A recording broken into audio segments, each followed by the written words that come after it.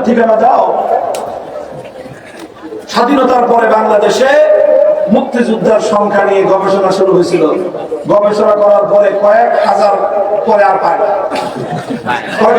এই সমস্ত প্রজেক্ট কইছি তো কইছি, 3 লাখ কই থেকে 3 মিলিয়ন পেয়ে দিছি, যা কইছি তাই। তোমার একটা কথাকে সত্য রাখার জন্য 30,000 মানুষকে 30 লক্ষ শহীদে পরিণত করা হলো। আর এই জাতির এত মহান গৌরবোজ্জ্বল মুক্তিযুদ্ধের ইতিহাসকে মিথ্যার উপর ভিত্তি দিয়ে গোটা জাতীয় গৌরবকে ধসিয়ে দেওয়া হয়েছে। কথাটা বললাম, শীতের না, ঠান্ডা মাথায় বাড়িতে গিয়ে মাথায় পানি ঢেলে চিন্তা করেন। এটাতে আমার মুক্তিযুদ্ধ গৌরবান্বিত হয়নি, মুক্তিযুদ্ধ কলঙ্কিত হয়েছে। মিথ্যা দিয়ে কোনদিন গৌরব হয় না, মিথ্যা দিয়ে ধোঁকাবাজি হয়, মিথ্যা দিয়ে জাতির ক্ষতি ছাড়া কিছুই হতে পারে না। 25 লক্ষ মানুষ মরেছে কত বছরে?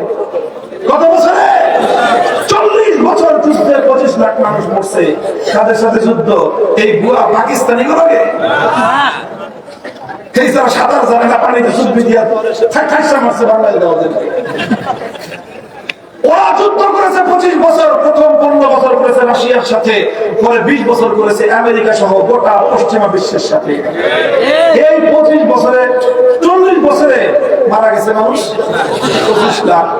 সেই 25 লক্ষ মানুষ এবং শেষে যে সকল মানুষ মারা গেছে, আমরা জিজ্ঞাসা করলাম 8 লক্ষ পরিবারকে যে আপনারা ভাতা দেন, এরা কারা? আশ্চর্য হয়ে গেলাম তথ্যটা শুনে। বললো যে আমাদের পক্ষের যারা মারা গেছে তাদেরকেও দেই, আমাদের বিপক্ষে যুদ্ধ করতে গিয়ে যে সমস্ত সৈনিকরা মারা গেছে আফগানিস্তানের স্থানীয়, তারা তো দোষ করেছে, তারা মরে গেছে, তার এতিম সন্তান কি অপরাধ করেছে? তার বিধবা স্ত্রী কি অপরাধ করেছে?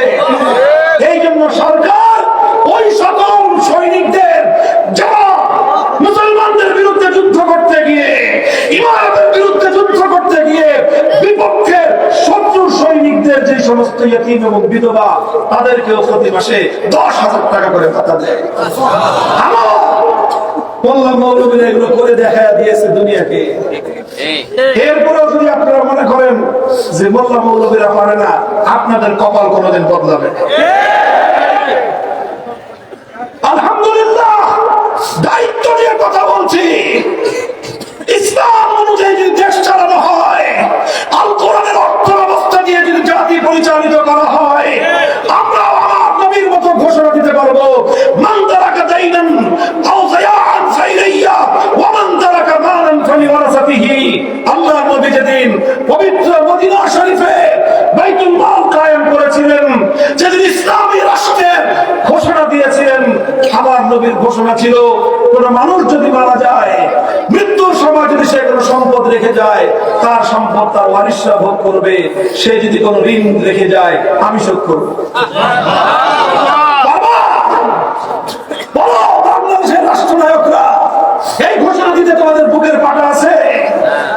আমরা পারবো, আমরা বলবো, আমার নবীর আদর্শ চিন্তা করবো ইনশাআল্লাহ। আমরা সেই আদর্শ বাস্তবায়ন করে দেখায় দেব। জনগণ সম্পদ রেখে মারা গেলে তার ওয়ারিশরা ভোগ করবে। কোন মানুষ ঋণ রেখে মারা গেলে আমরা তার ঋণ শোধ করবো। ইতিম রেখে গেলে আমরা সেই ইতিমের ভরণ পোষণের দায়িত্ব নেব। তার পরিবার পরিজন যদি রেখে যায়, আমরা দেখেছি সেখানে প্রত্যেকটা প্রদেশে একটা করে এতিমখানা, সাধারণ এতিমখানা নয়, আলিশান বিল্ডিং। এতিমখানার মধ্যে সুন্দর চমৎকার সুইমিং পুল, সামনে পার্ক। জিজ্ঞাসা করলাম এত আলিশান ব্যবস্থা কেন? বলে যে এদের বাবারা, এদের মায়েরা জীবন দিয়ে এই দেশকে এই জায়গায় রেখে গেছে, সুতরাং এই সন্তানদেরকে সর্বোচ্চ উন্নত ব্যবস্থাপনা দিয়ে শিক্ষা দীক্ষা দেওয়া আমাদের সমাজ এবং রাষ্ট্রের দায়িত্ব। মুহতারাম হাজরিন, কথা আরেক দিকে যাওয়ার ছিল, যেই দিকে গেছে এদিকে আমি কথা সমাপ্ত করব। আপনাদেরকে আমি একটা কথাই বলতে চাই, ওই দেশ এইভাবে কেমনে করতে পারছে, আখেরি রহস্যটা বলে দিয়ে যায়। ওই দেশে একটা মন্ত্রণালয় আছে, পৃথিবীর কোন দেশে সেই মন্ত্রণালয় নাই। কি বললাম বলেন তো কথাটা? ওই দেশে একটা মন্ত্রণালয় আছে, আজকের পৃথিবীতে কোন দেশে সেই মন্ত্রণালয় নাই।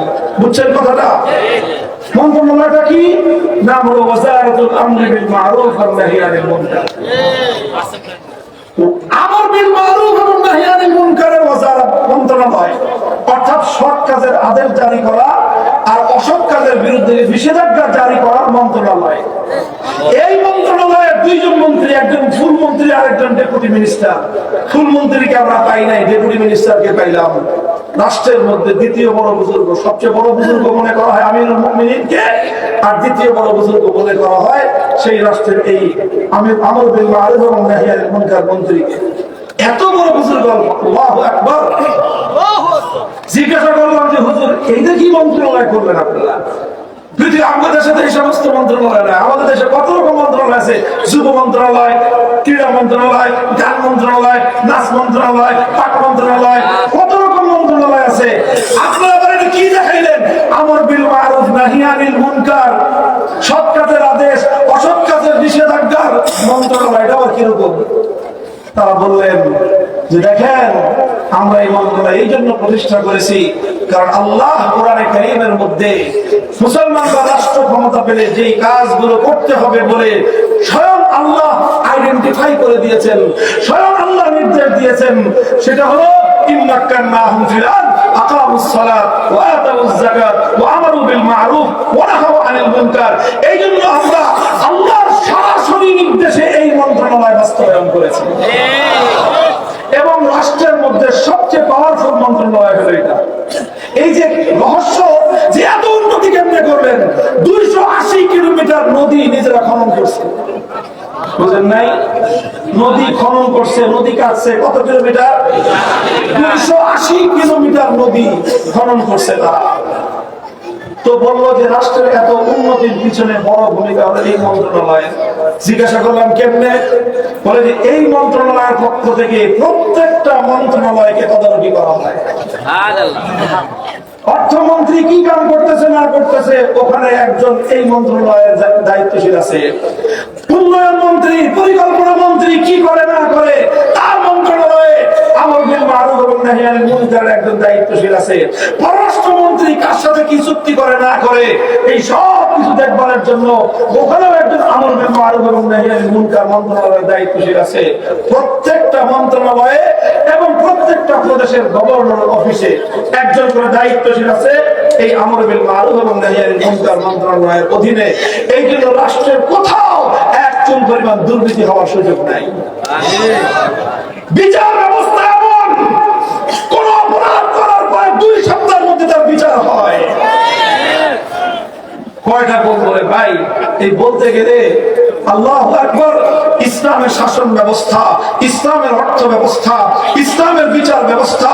হে বাংলা মুসলমান, আমি তোমাদেরকে চূড়ান্ত একটাই আহ্বান জানাতে যাই, আসো। অনেক তন্ত্র মন্ত্র তো দেখেছো, অনেক ব্যবস্থা তোমরা দেখেছো, কিন্তু আমরা চিৎকার করে যেই কথাটা বলতেছি, তোমাদের মানচিত্র স্বাধীন হয়েছে, পতাকা স্বাধীন হয়েছে, জাতি আজও স্বাধীন হয় না। আমার কথা লিখে রাখেন, নোট করে রাখেন, কলিজার মধ্যে খোদাই করে রাখেন আমার এই কথা। মানচিত্র স্বাধীন হয়েছে, পতাকা স্বাধীন হয়েছে, জাতি আজও স্বাধীন হয় নাই।